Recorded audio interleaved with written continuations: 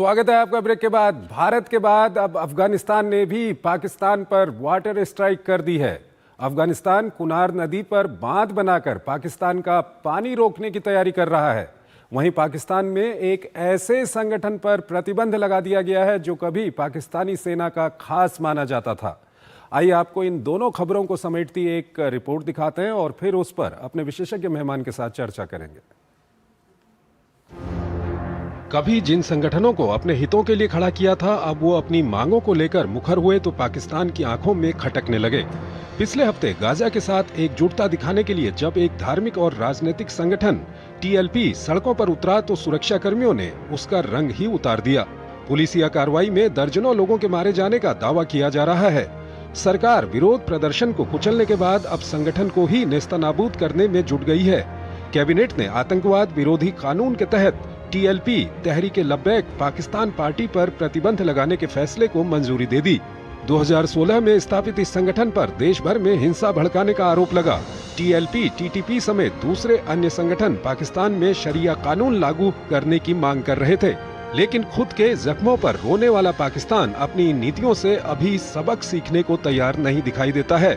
जानकारों का मानना है कि पाकिस्तान अपने देश में शरिया की मांग करने वालों पर सख्त कार्रवाई तो करता है, लेकिन वहीं बांग्लादेश में ऐसे संगठनों को लगातार प्रोत्साहित और समर्थन करता है। पाकिस्तान और बांग्लादेश की जमात-ए-इस्लामी पार्टी की जुगलबंदी जग जाहिर है। शेख हसीना को सत्ता से हटाए जाने के बाद से बांग्लादेश का दरवाजा पाकिस्तान के लिए खुलवाने में जमात की भूमिका कोई ढकी छुपी नहीं है। साथ ही देश को कट्टरपंथ की राह पर ढकेलने के खेल में पाकिस्तानी खुफिया एजेंसी आईएसआई पर लगातार उंगली भी उठ रही है। बांग्लादेश में कट्टरपंथ की नई पौध लगाने में जुटे पाकिस्तान को इसी श्रेणी के घरेलू संगठन उसे बख्शने के मूड में नहीं है। हाँ, दोहा में सीज फायर समझौते के बाद डूरन लाइन पर बंदूकें खामोश जरूर हो गई हैं, लेकिन तनाव की चादर लंबी होती जा रही है। अफगानिस्तान डूरन लाइन को खारिज करते हुए पाकिस्तान के अटक तक दावा करता है। टीटीपी को शरण देने के आरोप में पाकिस्तान की खींच का सामना करने वाले तालिबान ने सबक सिखाने की ठान ली है। गन स्ट्राइक रुकने के बाद तालिबान भारत की तरह ही पाकिस्तान पर वाटर स्ट्राइक करने में जुट गया है। तालिबान ने कुनार नदी पर बांध बनाने का तीर छोड़कर इस्लामाबाद को घायल करने की कोशिश की है। अफगान सूचना मंत्रालय के उपमंत्री मुहाजिर फराही ने एक्स पर बताया कि सर्वोच्च नेता ने पानी और ऊर्जा मंत्रालय को घरेलू कंपनियों को ठेका देकर बांध निर्माण जल्दी शुरू करने का निर्देश दिया है। 480 किलोमीटर लंबी कुनार नदी अफगानिस्तान से निकलकर पाकिस्तान में चित्राल नदी बनकर काबुल नदी में मिलती है। कुनार नदी का 70 से 80% पानी पाकिस्तान में आता है। दरअसल दोनों देशों के बीच जल बंटवारे को लेकर कोई समझौता नहीं है।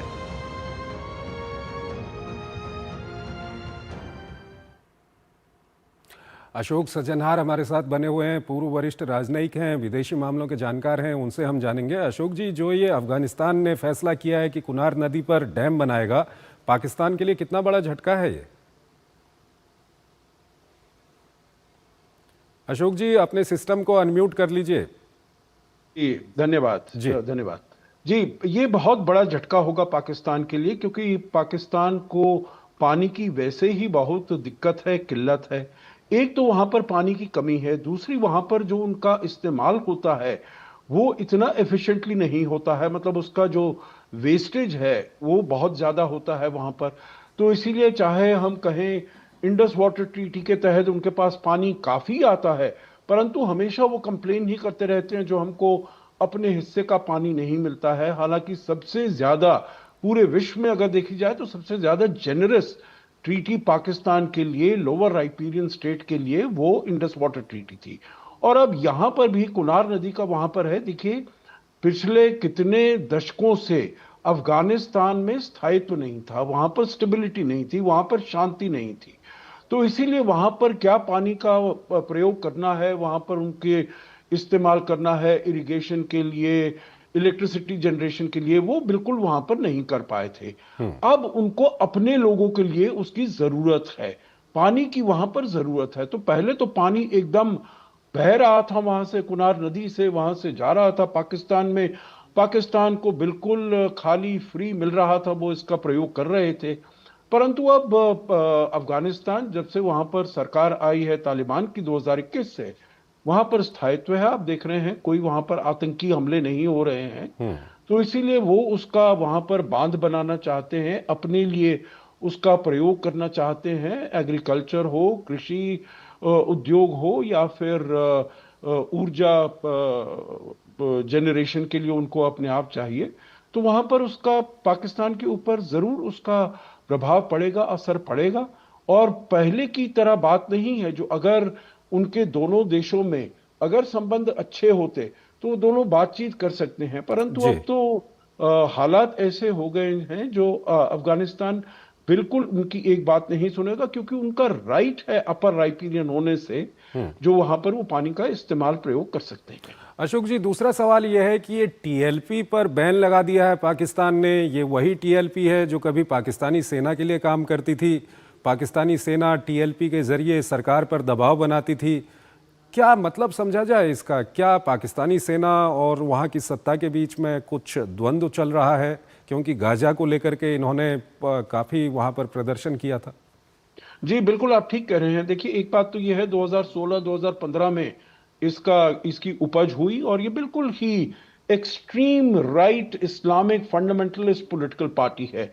यहां तक कि अगर 2024 के इलेक्शन में देखा जाए चंद्रशेखर जी, तो इसका नंबर चौथे नंबर पर है। मतलब चौथी सबसे पॉपुलर पॉलिटिकल पार्टी जो है वो है ये टीएलपी, तहरीक लब्बैक पाकिस्तान। और इसका प्रयोग, जैसे आपने बिल्कुल ठीक कहा, वहां की सेना ने, वहां की खुफिया एजेंसी आईएसआई ने उसका प्रयोग किया है जब उनको पाकिस्तान मुस्लिम लीग नवाज के विरुद्ध, वो 2017 में वो उनके विरुद्ध करना चाहते थे, क्योंकि दोनों का जो वोट बैंक है उसको वो बरेलवी वोट बैंक कहा जाता है पाकिस्तान में, तो दोनों का एक जैसा ही है। तो उन्होंने, जो वहां की सेना है, उन्होंने उसको उकसाया, उन्होंने उसको शय दी जिससे कि उसका वोट बैंक वो अपने पास ला सके, क्योंकि तब सेना नवाज शरीफ के विरुद्ध लड़ रही थी। आपको याद होगा, तब नवाज शरीफ थे वहां के प्रधानमंत्री। और फिर उसके बाद क्या हुआ हम सब जानते हैं। उनको सत्ता से हाथ धोना पड़ा, उनको निष्कासित कर दिया गया, वो लंदन चले गए अपनी ट्रीटमेंट के लिए और वहीं पर फिर रह गए, और अभी हाल ही में कुछ समय पहले वहां पर आए हैं। तो इसका प्रयोग, इसका इस्तेमाल अपने पर्पस के लिए वहां की सेना ने किया है।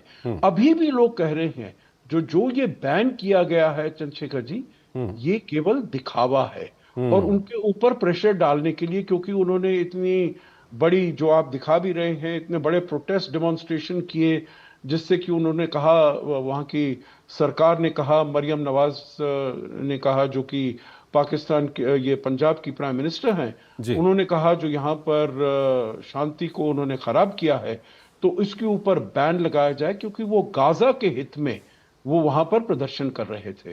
तो लोग, बहुत लोग जो जानने वाले हैं, वहां के जर्नलिस्ट हैं, कमेंटेटर्स हैं, वो कहते हैं ये केवल दिखावे के लिए है।